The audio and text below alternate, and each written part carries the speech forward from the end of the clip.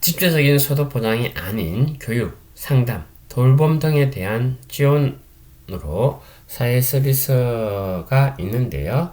사회 서비스는 빈곤으로부터 파생되는 여러 가지 욕구 제한을 충족시켜주고 미래 희망을 유지하는 효과적인 방법으로 이야기하고 있습니다. 그림 8-15를 보시면 212페이지에 나오는 겁니다.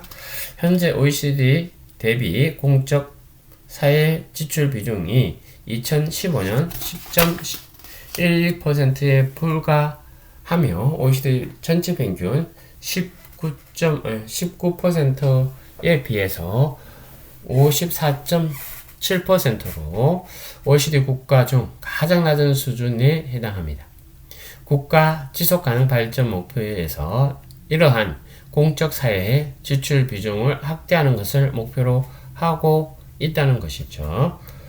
최소한의 주거 수준을 의미하는 최저 주거 기준 미달 가구 비율이 열악한 주거 상황에 놓여 있는 가구를 살펴보면 그림 8-16, 213페이지에 나옵니다.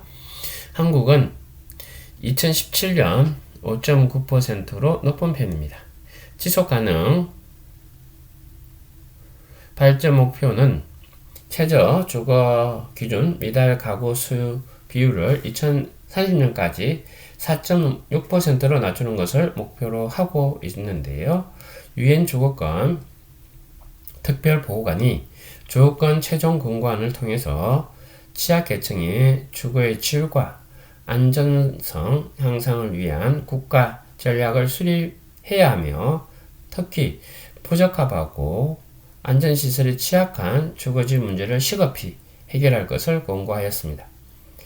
그리고 한국의 최소 주거 기준 미달 가구는 감소했지만 쪽방과 고시원과 같이 비좁고 생활 환경이 열악한 비주택 거주자 급증한 현실에 주목하며 주거 취약 계층 지원 사업의 공급이 지나치게 낮은 것은 개선이 필요하고 홈리스 발생을 예방하고 종식시키기 위한 긴급 조치를 취해야 한다라는 의견을 제시했습니다. 제4 사례와 토론입니다. 민달팽이 윤희용 논의동 청년임대주택 반대는 주거권 차별이라는 내용인데요. 청년임대주택 반대가 있는 거죠. 이제 주거권 차별이다라는 내용으로 이야기하는 것입니다. 기사의 내용을 읽도록 하겠습니다. 청년 주거권 보장을 위해 활동하는 민달팽이 윤희용과 민달팽이 주택협동조합이 지역 주민들이 청년 임대주택 사업을 반대하는 것은 주거권 차별이라며 15일 국가인권위원회 진정서를 낸 것입니다. 이들 단체는 이날 오후 서울 중구 국가인권위원회 앞에서 기자회견을 열고 수많은 거축행위가 이루어지지만 유독 청년임대주택은 지역 주민들의 반대로 사업이 어려움을 겪고 있다고 주장했다.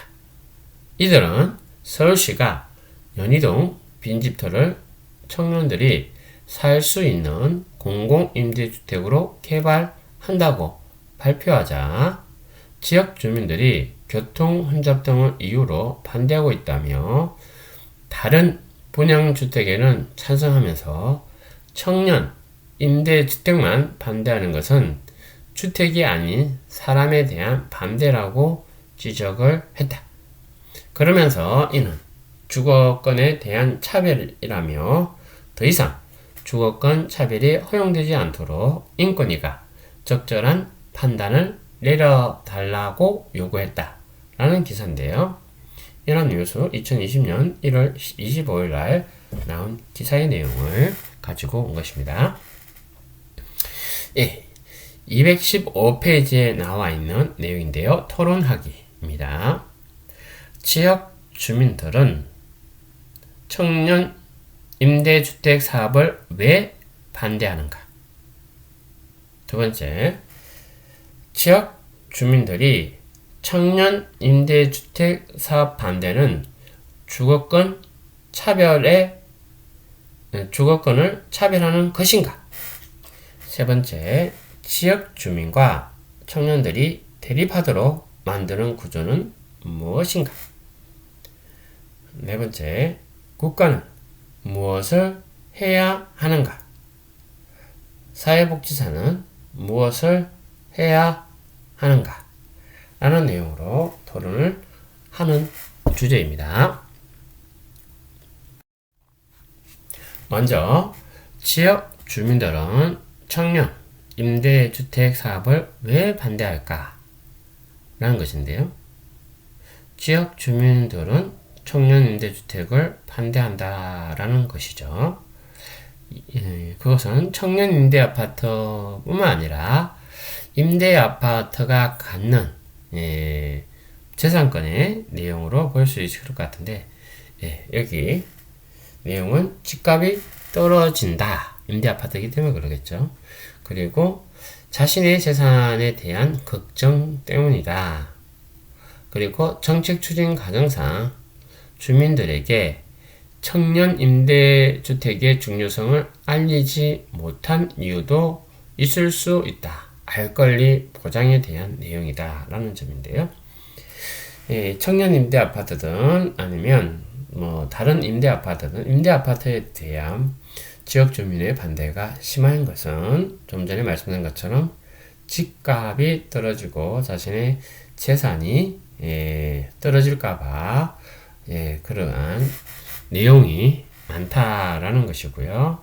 그런데 다른 임대 아파트보다 또 청년 임대 아파트는 특히 공공성이나 내용들을 봤을 때 필요하다라고 볼 수 있을 텐데, 이걸 추진하는 과정에서 일방적으로 그냥 선언하는 내용들도 있지 않을까라는 입장에서 지역 주민의 청년 임대 아파트에 반대하는 내용은 자기의 재산권과 그리고 정책에 대해서 정확하게 잘 설명하지 못했던 과정이 있어서 그런 것은 아닌지를 한번 보면 좋을 것 같습니다.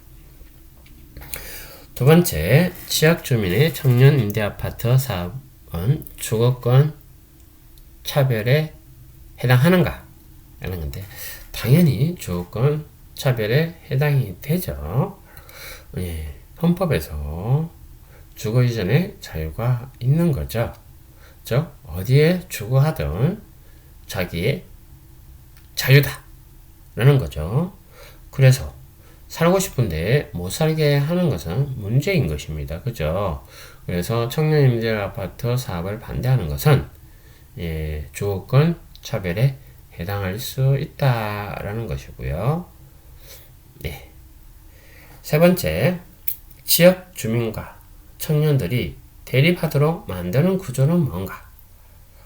지역 주민은 아까 말씀드린 것처럼 집값이 떨어지고 자기 재산에 대한 걱정이 있는 것이고, 또한 청년들은 살고 싶은 거죠. 그리고 돈으로 살 수 없으니까 임대아파트라도 재정적인 문제 때문에 그런 내용들일 텐데, 이러한 내용들이 대립하도록 만드는 구조, 그 구조는 뭐 때문인가 라고 봤을 때 근본적인 문제는 노후를 비롯한 생존에 대한 불안을 느끼는 주민이 가지고 있기 때문에, 즉 한국의 사회보장 제도가 취약해서 국가가 아니라 개인이 생존에 책임을 져야 하는 문제 때문에 재산을 중히 여기게 되고 그 재산 중에 집값이 중하다라는 거죠. 지역 주민은 재산권 하락을 걱정할 수밖에 없다.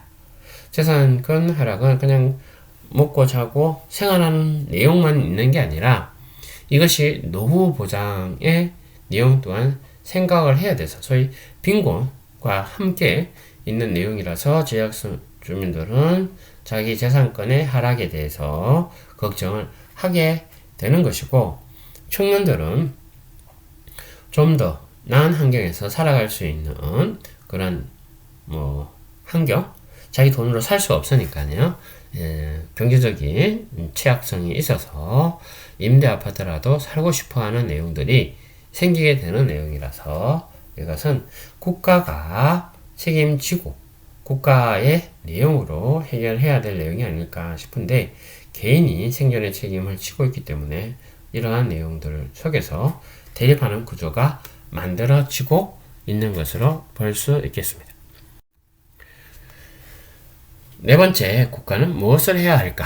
좀 전에 말씀드린 것처럼 단기적으로는 지역 주민의 포면적으로 내세우는 문제의 심각성들을 검토해서 해결 방안을 제시하고 주민에게 홍보 및 청년 임대주택의 중요성과 주택 건립 시에 지역에 갖게 되는 장점을 알려야 하는 것입니다.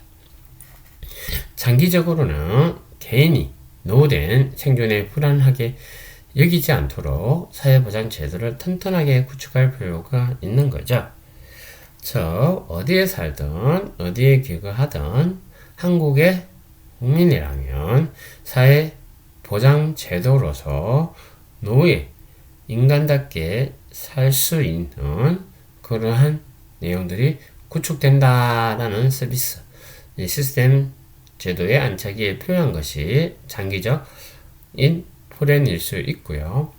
단기적으로는 지역 주민들이 내세우고 있는 문제들을 해결하려고 하는 자세 또한 그러한 내용들이 함께 겸비되어야 하는 것입니다. 그죠?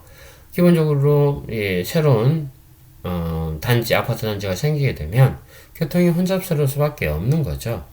그러한 내용 가운데서 교통 영향 평가를 통해서 얼마나 교통에 혼잡성이 생길지, 대안들은 없는지에 대한 내용들을 면밀히 검토해야 한다는 것이고, 그런 내용들을 해결책을 제시해서 A안, B안이 되든 1안, 2안이 되든 그런 내용들을 잘 이룰 수 있도록 하고, 또한 단지 조성을 통해서 청년임대주택이 생기게 되면 지역에 어떠한 장점들이 메리트가 있게 되는지에 대해서도 이야기하고, 또한 이 사업의 필요성 또한 공감할 수 있도록 적극적인 이해를 할 수 있도록 해야 되지 않을까 싶습니다. 다섯 번째, 사회복지사는 무엇을 해야 될까요? 여기서 이야기한 기사는 주거권 차별이라고 얘기했습니다. 그죠? 그래서 주거권의 중요성과 의의를 주민들에게 알리는 활동이 필요하다. 기본적으로 잘 생활할 수 있는 그러한 행복 주거권 가운데 기본적인 주거권이 중요하다라는 것으로 이야기할 수 있을 것 같고요.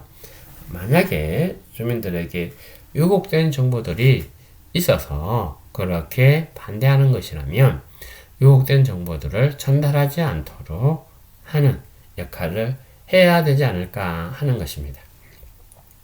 이로써 빈곤과 인권에 대한 학습을 오늘 했습니다. 기본적으로 했던 내용들은 빈곤과 인권에 대해서 역사적 개요로서 살펴봤습니다.